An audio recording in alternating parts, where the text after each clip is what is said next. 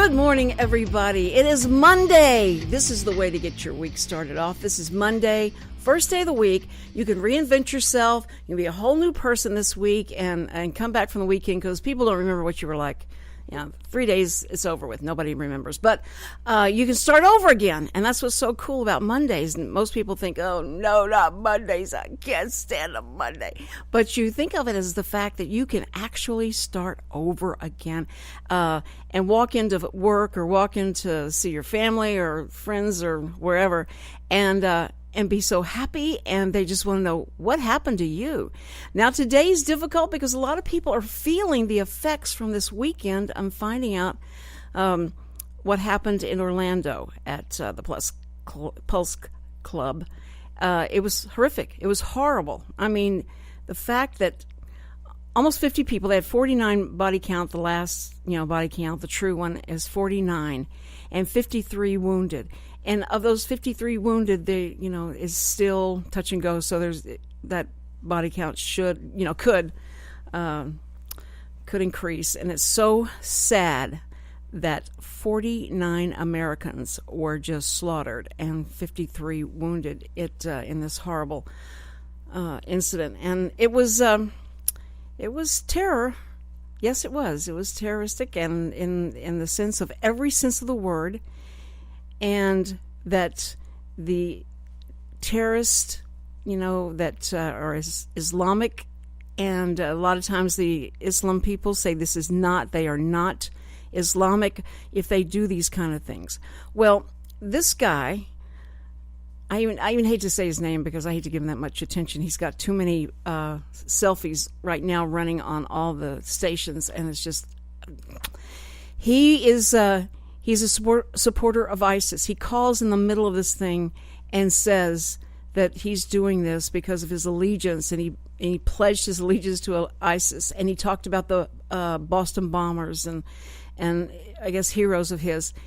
And so he did that in the middle of this. They knew immediately this was a terroristic act, and this is and it's an Islamic terrorist act. And so you call it what it is. And it doesn't mean, it's not saying everybody who's a Muslim is going to go in a place and kill everybody. No. Okay, I got that. But recognizing it and being able to say we have got to do something and go back and find out what it is where some mistakes might have been made.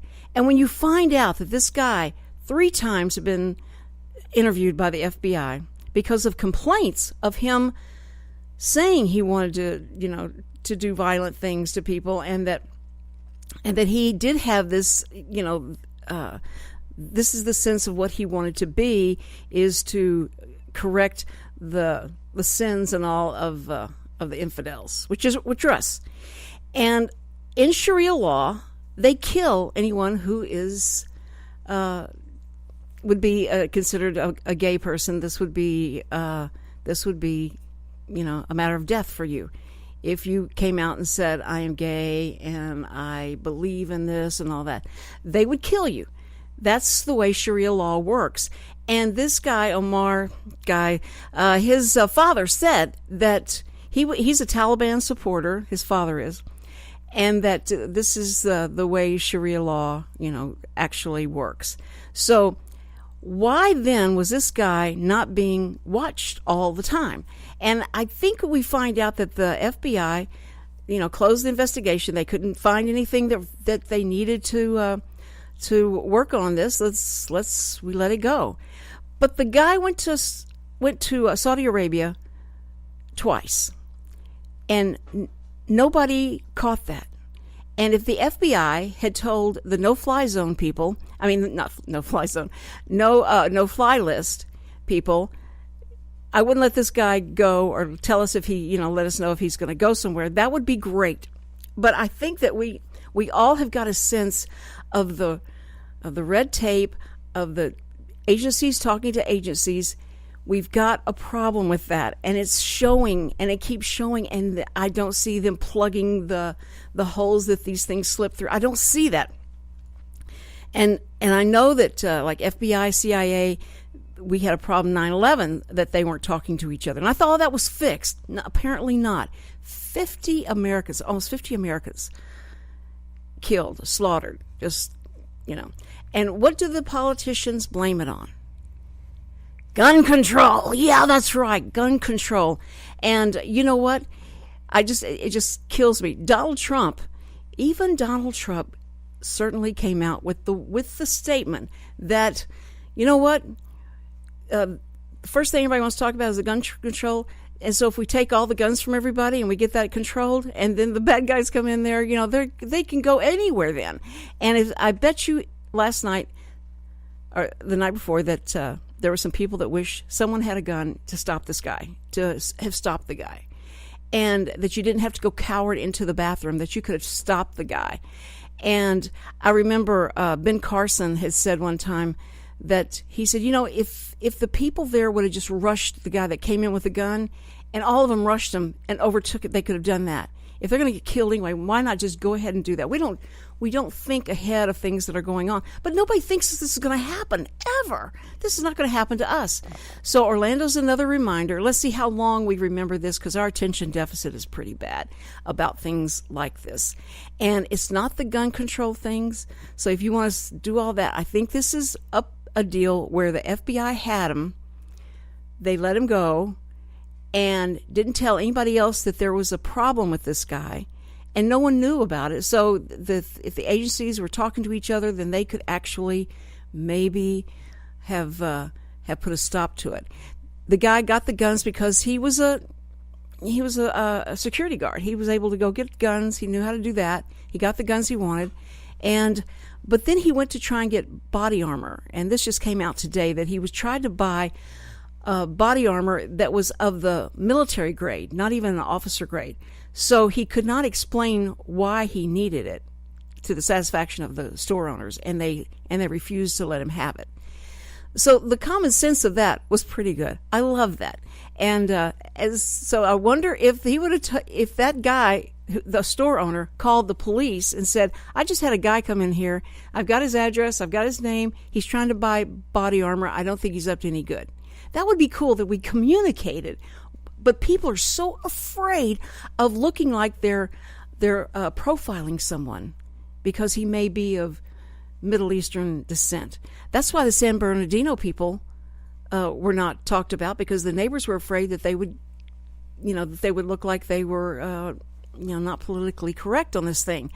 And so you think about that and go like, we've got to be re-educated on if you see something, say something, and then you administration do something. So that would be I think a very smart thing to do. Now, I had to get that out of my system. I feel better. It's great. Everybody should have a radio show so they can do this stuff. Well, let me just say something. Okay, let me introduce you. This is Deanie Harmon. Deanie Harmon. I was just getting ready to say Deanie Harmon and Lieutenant Bob Berry are with me, and with Deanie, 24 years of being in the police force, and Bob, 50? No, how many?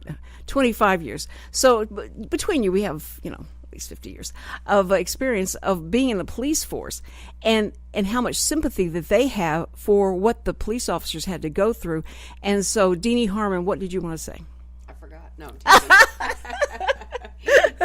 I was thinking that, yes, you're right. There's 25 years between the both of us each. 50. So 50 total. Yeah. But neither one of us are 50, right?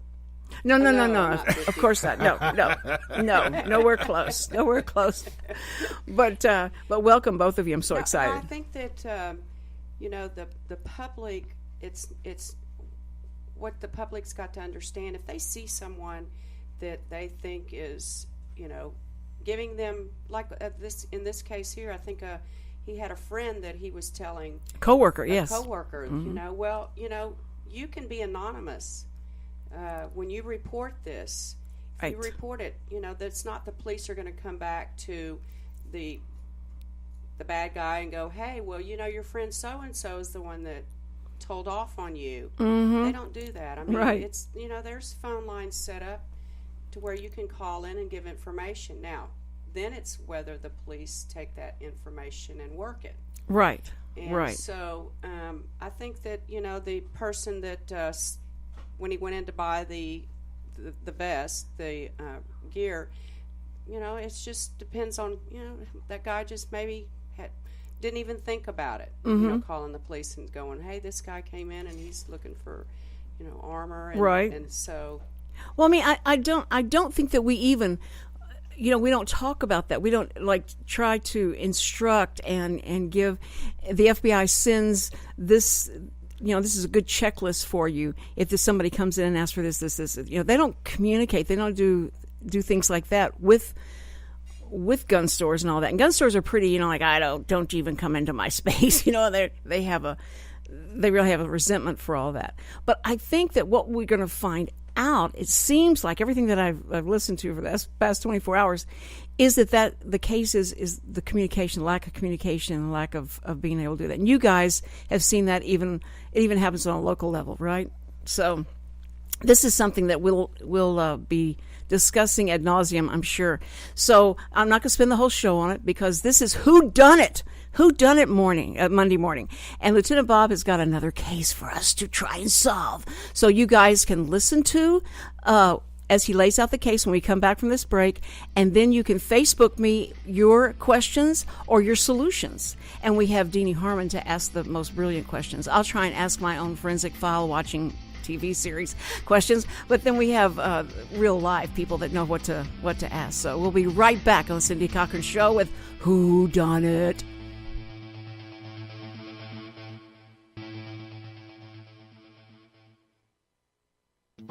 The Cindy Cochran Show, the first daily talk show serving Montgomery County.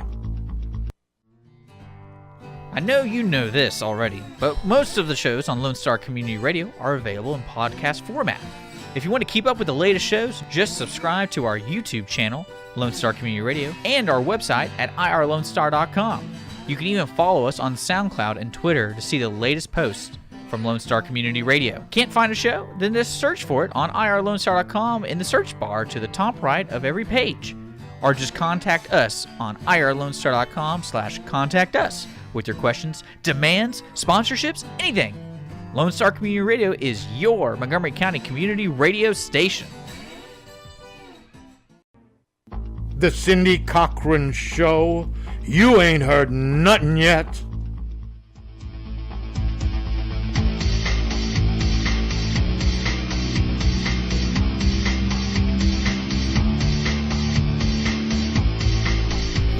We're back on the Cindy Cochran Show. And you guys, I'm so happy that you're here. It's Monday, and you know what Monday means. Monday means Who Done It Day. And we have with us special guest, Deanie Harmon, 24 years on the force, and 17 of those undercover narcotics agent. So this is like the real deal, And of course, we bow to Bob's lieutenantism. He is Lieutenant Bob Berry with the Conroe PD, and so it's just so much fun on Monday to talk about the crime. And this is a real crime he's going to talk to us about, but it's past the statute of limitations. We're not going to name names or anything like that. We're going to keep this all good and legal and real. Right, Bob? Yes. That's true. Okay. We have to make Bob sign in blood every Monday morning that we're not going to get in trouble for this. No, but this is so great because people love this kind of stuff. So, Bob, with all your vast experience of different crime scenes, we're ready. Everybody got their pencil and paper ready. Okay, so you start taking notes now. Go, Bob. It's a cold, dark Saturday night in December. Yes. And so, actually, it is true. It was Christmas Eve that night. Oh, man. And we had 2 cases of homicides in the same 24-hour period, and they were within 12 hours each, and we solved each one within 24 hours. Within 24 hours. You're so much better than 48. Okay. Different. Yeah, we're better than that. Yeah. 48 hours. Nothing. Yes. All right, what do we see? Ooh. Actually, in this case here, we have 2 different victims. One is alive, one is not. So at the same time, We don't know anything about this. All we get is a call that somebody drove by on a street, on a power line, and they saw a truck, like almost in a creek, overgrown grass, everything. They saw a truck somewhere off of the road and into the grass. Didn't know anything, just saw a truck that didn't look like it belonged there. Right. So we had an officer go out there. At the same time, we have another person on the other side of town that's hysteric. Just couldn't, first was a language barrier, and then second was we could not figure out what he was upset about, and was literally hysterical with this. So we're working two different things going on at the same time. So we're not getting information from this person that was hysterical. Getting a little bit, he was trying to do doing words and also pointing at things and trying to get us to understand what it was. We finally got over the phone.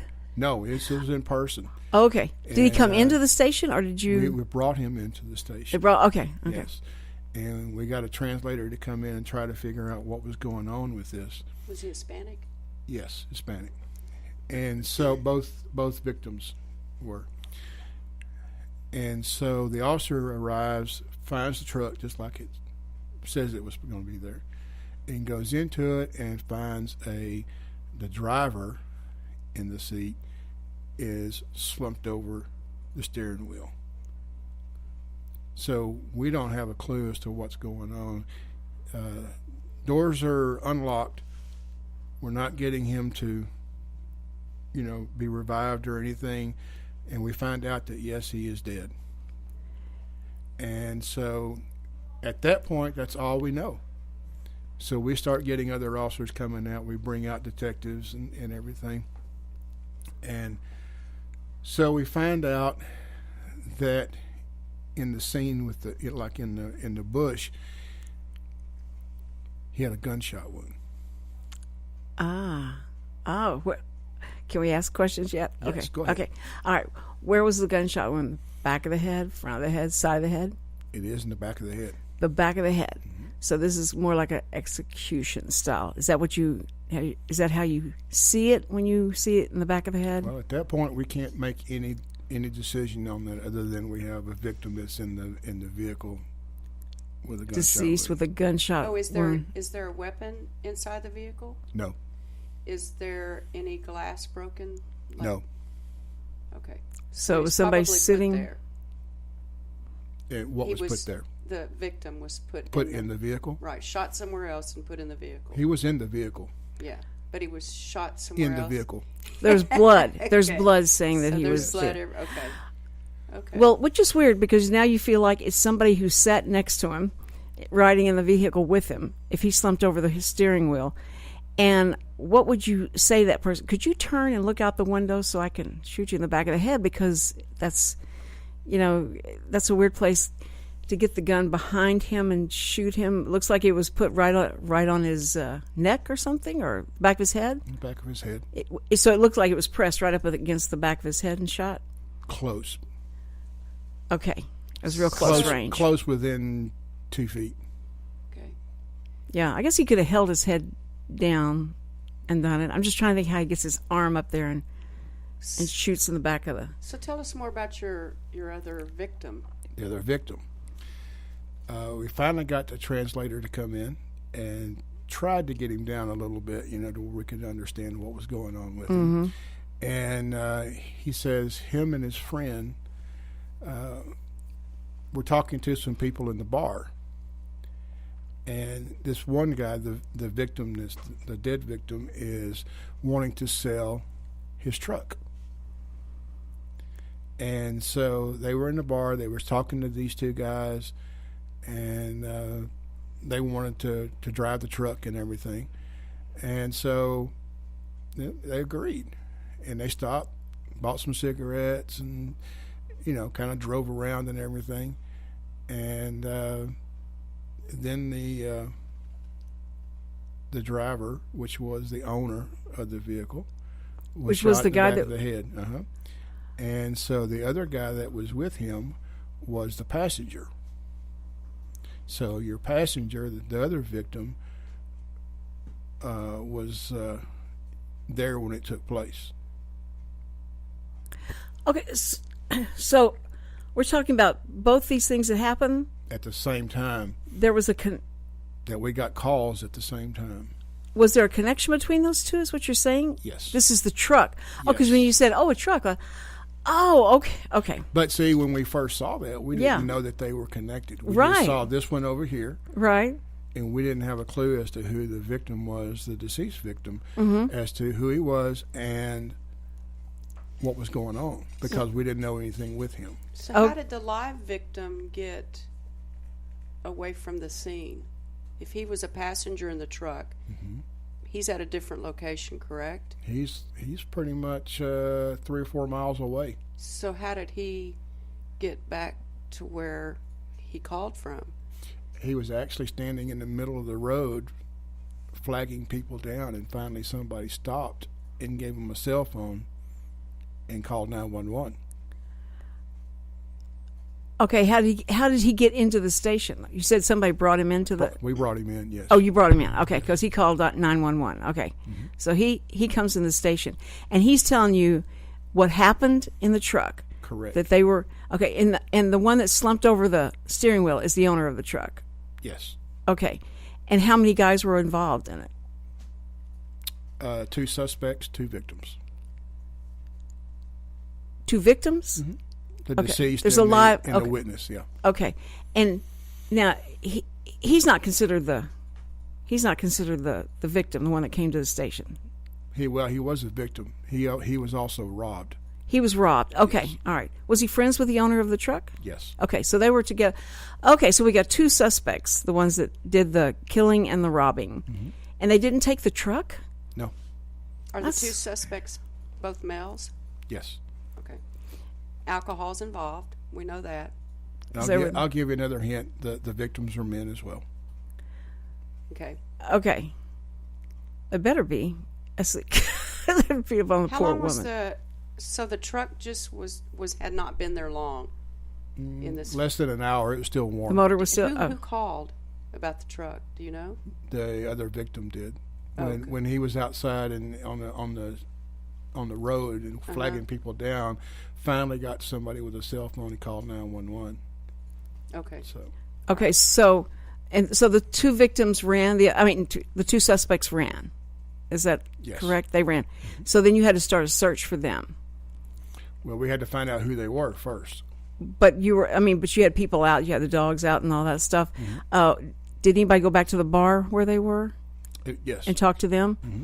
Did they find out, were the suspects somebody that they knew, that they'd seen before there? We had some information from the victim and kind of described these people. Uh-huh. And so we were able to talk with the people that were there in the bar at that time, and that eventually led us to the suspects that also had a previous criminal history. Ah, very good. So we already had... you had that much information. Uh-huh. I just love this so much. This is so much fun to ask questions and stuff. And he tries to keep things back just to make it interesting. But right now, we've got to go to a break. So when we come back from the break, he's going to have to tell us, unless he feels like he can give us a clue that we would go like, oh, well, I know exactly who it is, and how they could find him. And see what Deanie's thoughts are before he gives us the answer and tells us what it is. I keep saying, no, wait, let me ask one more question. But, okay, we'll be right back, guys. You're listening to the Cindy Cochran Show, and this is the Who Done It series that we've been on Mondays with Lieutenant Bob Berry and Deanie Harmon. Be right back.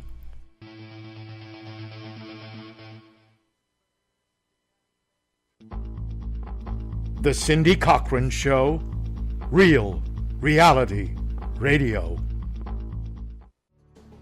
Lone Star Community Radio is on FM. That's right. Set your radio dials and your button presets to Conroe's FM 104.5, 106.1 coming in June 2016. To celebrate this edition and the addition of video versions of our talk show and music shows on YouTube and cable TV, we are offering special sponsorship rates, which include free audio spots that are played throughout our broadcasts. Interested? Check out our sponsor rates for shows just like this one you're listening to right now online at irlonestar.com/sponsor.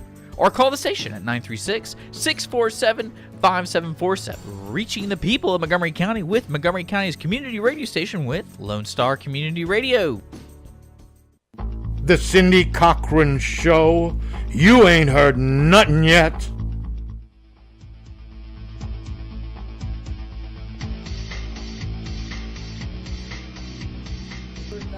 I'm so excited. We're back on the Cindy Cochran Show. Kalina Wu, you've met last Friday, and I think I had her on earlier.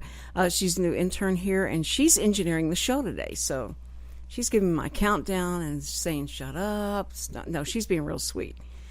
That's Richard that does that. Okay, anyway, Dennis O'Connor, I just got my Facebook back up, and Richard was having to kind of monitor people that were asking questions and stuff, but Dennis O'Connor said that he thought it was the Mr. Mustard in the... Where'd you say? Where's Mr. Mustard in that? I can't remember where he said he was. Anyway, he thought it was him with the candlestick. That was his idea. So I think that I'm glad that he's listening. Also, Don Wilson from LA is listening, and he likes the whodunit part. This is good. This is a good segment. I mean, Cindy and Samuel want to come back every Monday because you guys are going to be on and do this. So I will try and make sure I get to everybody's. That's Brianna Dono has checked in, and so I got to talk to her as well. And okay. So she said, but the good news is, but in happy news, little listener Braylon Donahoe Sims is a whole hand today. She's 5 years old. Thank you. She came on the song and sang on the show. She sang all these really, like Beyonce and everybody else and Adele. And she came on and sang, and she was amazing. So we love her as a listener. And happy birthday, Braylon. Everybody say happy birthday. Say happy birthday. Happy birthday, Braylon. She's great. And Brianna's one of our longtime listeners, and is also a contributor. Now you can say it's like Fox contributing. You contribute to the Cindy Cochran show, Brianna. So thank you guys for listening. Now we're getting ready to find out. Okay, here's the reveal that's going to happen. So, Bob, can you bring us closer to who done it? Yes. Okay, here we go. The suspects and the victims were at a bar.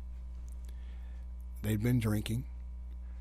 The owner of the truck, which was the deceased, wanted to sell the truck. And so the suspects wanted to do a test drive and ride in the truck. And so they rode around town.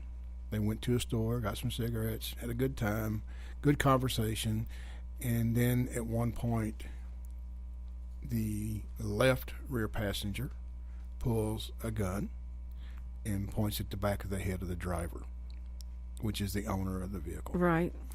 And so the passenger on the front right was the friend, and the one in the right rear was the other suspect. Oh, okay. And he was also threatening the passenger. So they did rob both of the people. Mm-hmm. They took all their money, everything that they had, wallets, the whole 9 yards. And then they ended up driving into this creek bed with all the grass and everything. And they stopped off of the road there into the grass.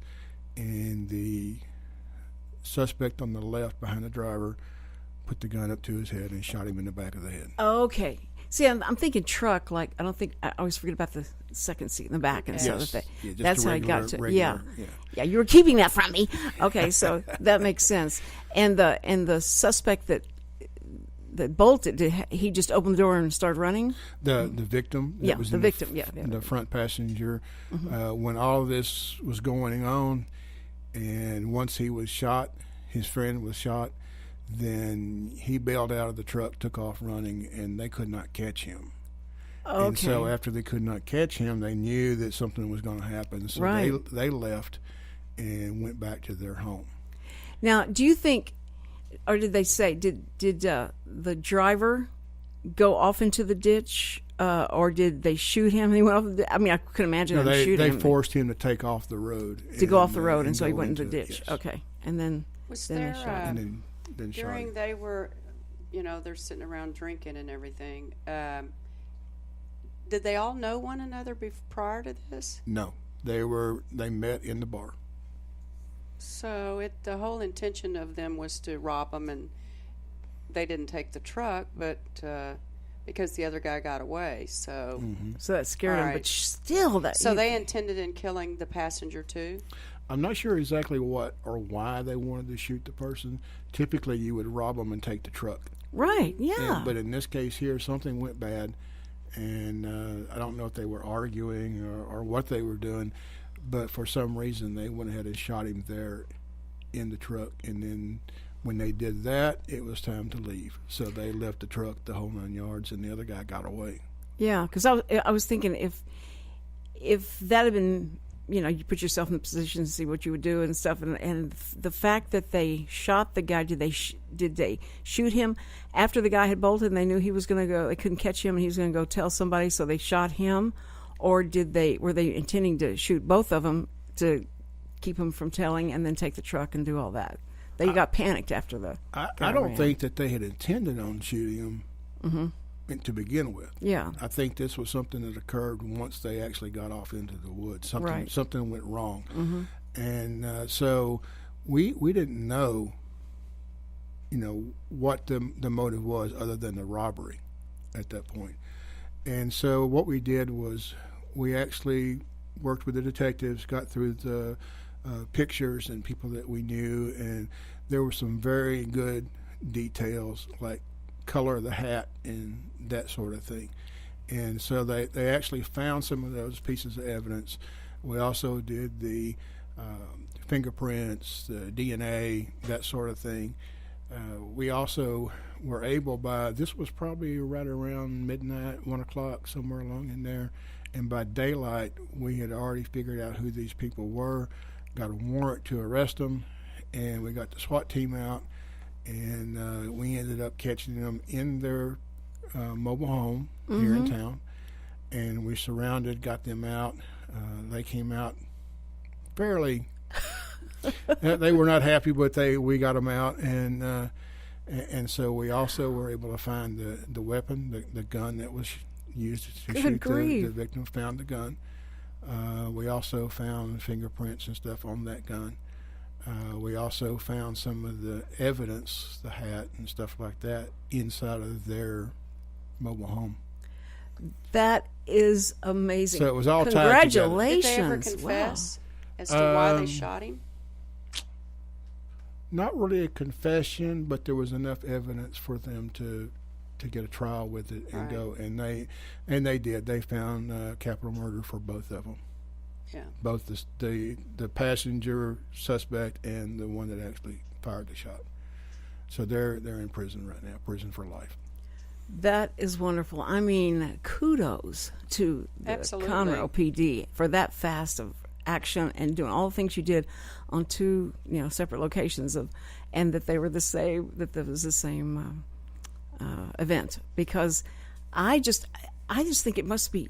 I wish you'd have been here last week when he talked about the person. He opened the door and the guy, the door was ajar. He opens the door and the guy's sitting up in the chair, and he's dead, and he has a bullet wound in the front of his head. And so I keep thinking, so somebody shot him and then ran, and all that, and he says there's no blood anywhere except there's pools of blood on the floor. So I said, they shot him. He leaned over and he bled out. It was just so fun. He just kept going. It took a while to get that one. Yeah, didn't it? and there were some twists in that, so that I should have been here. You'd have been able to ask more interesting questions. But I'm wondering if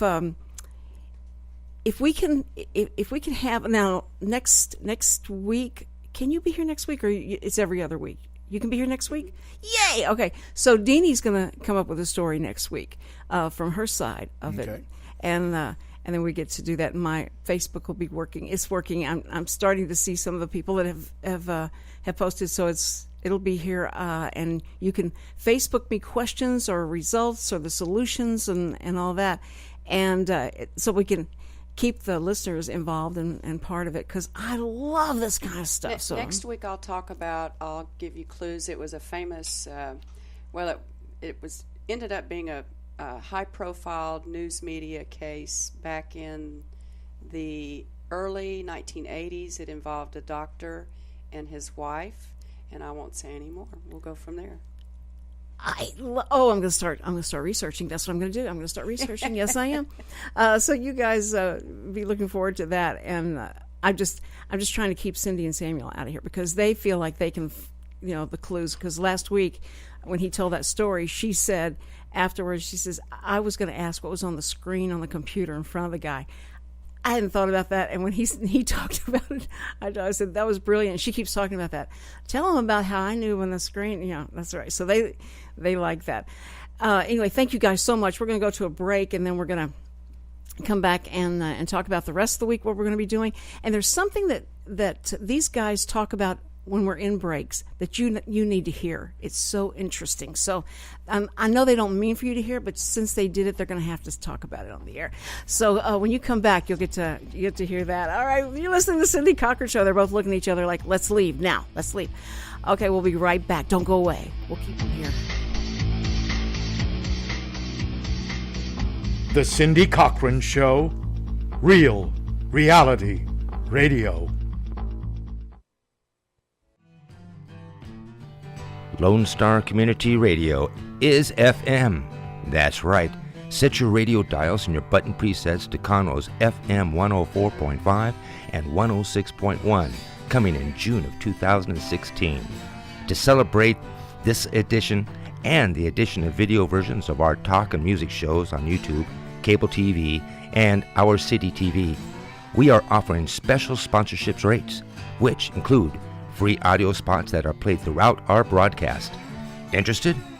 Check out our sponsor rates for shows just like the one you're listening to online at irlonestar.com/sponsor, or call the station at 936-647-5747, reaching the people of Montgomery County with Montgomery County's community radio station with Lone Star Community Radio. The Cindy Cochran Show, the first daily talk show serving Montgomery County.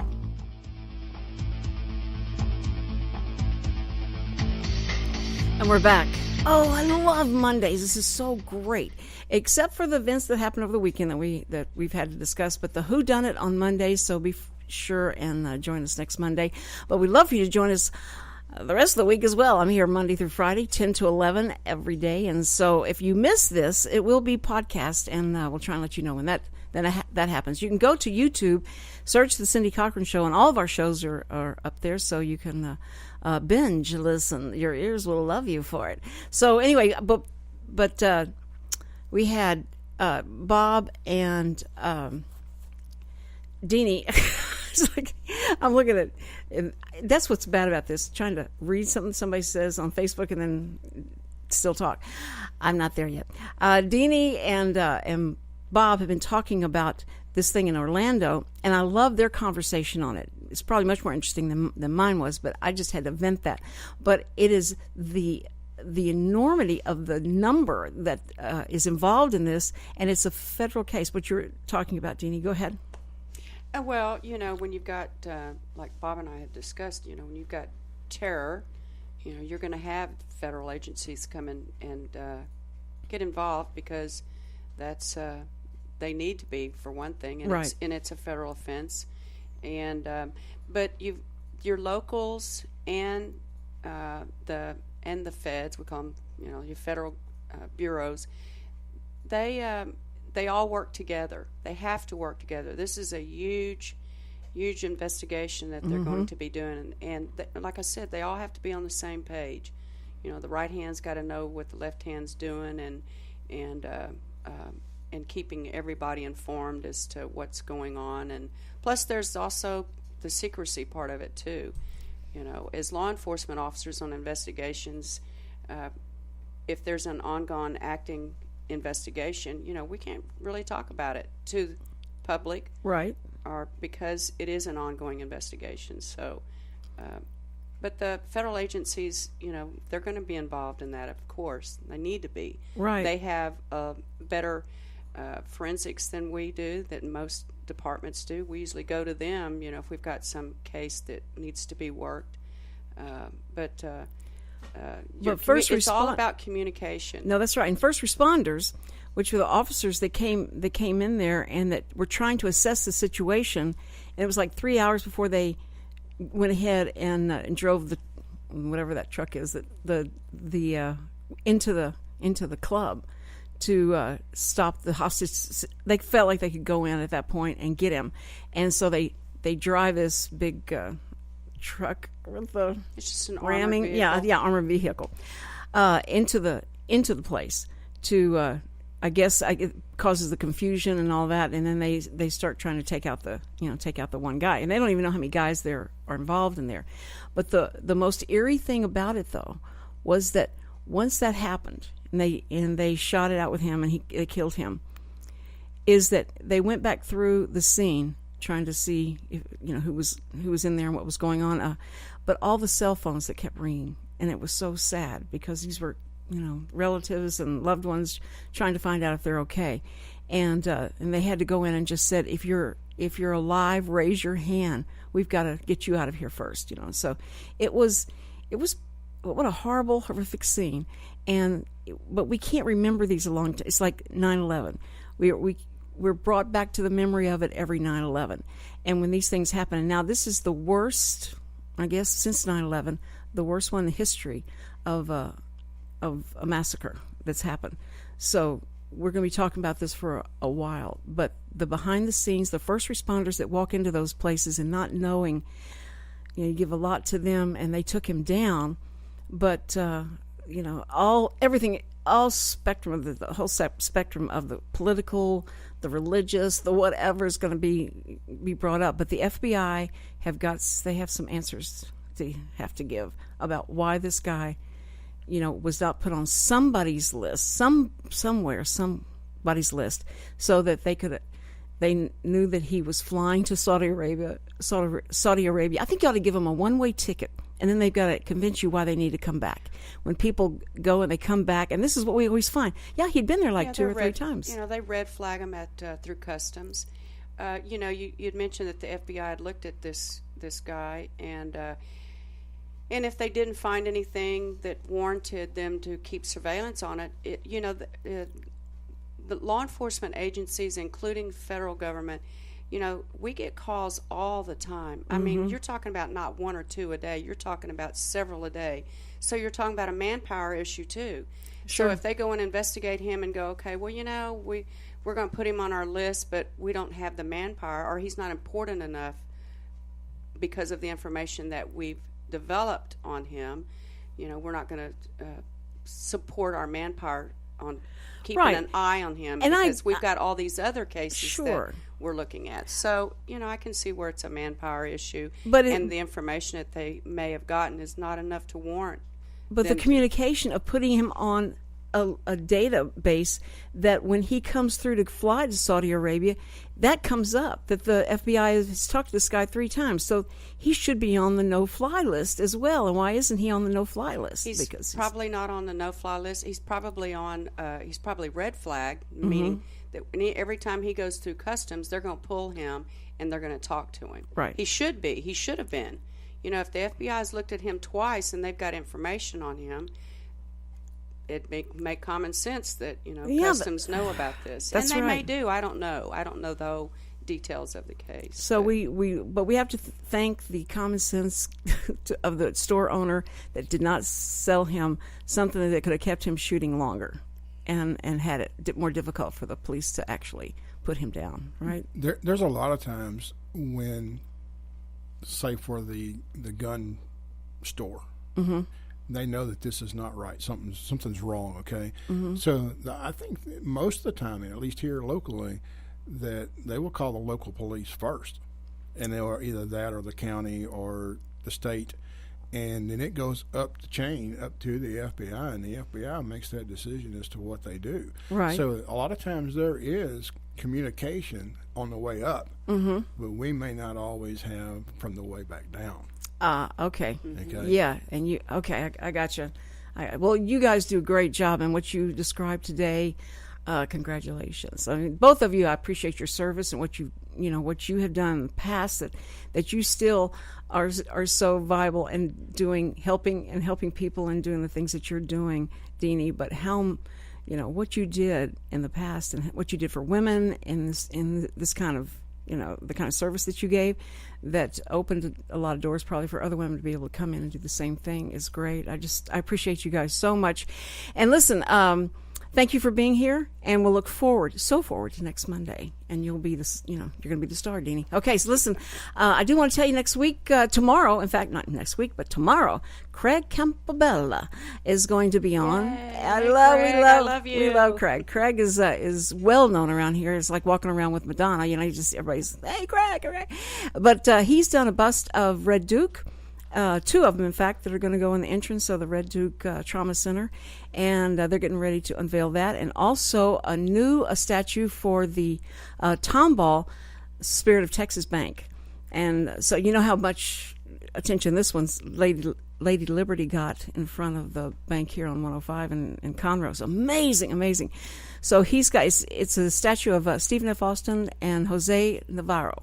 And he's going to talk about how that came about. But the sad thing about Red Duke, he was going to have lunch with him, and 2 weeks before the luncheon happened, he died. And so he doesn't know if he knew about the statue he was getting ready, the bust that he was going to do of him or not, but he wanted to talk to him, see him face to face and all that. So we're going to talk about that tomorrow with Craig Campobella. And then Wednesday, I've got Kirk Murphy with Golden Corral. We're going to talk food. My favorite subject, besides the crime thing. Anyway, okay, you listen to the Cindy Cochran Show. We'll be back tomorrow, and don't miss it. We got so much going on. It's amazing, and we appreciate you, listeners. We'll see you tomorrow. I love you, Mom.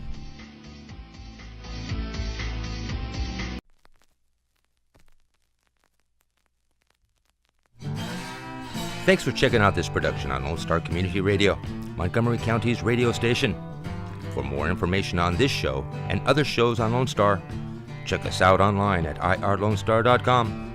If you're interested in sponsoring a program on Lone Star Community Radio and reaching the local audience of Montgomery County on FM, internet, and TV media, please call 936-647-5747 or contact us online at irlonestar.com. This recording is a Lone Star Community Radio production, produced by the show host and Dick Schisler of Lone Star Community Radio. Interested in volunteering as a music DJ or starting your own talk show? Contact Dick Schisler at dick@irlonestar.com or by phone at 936-647-5747.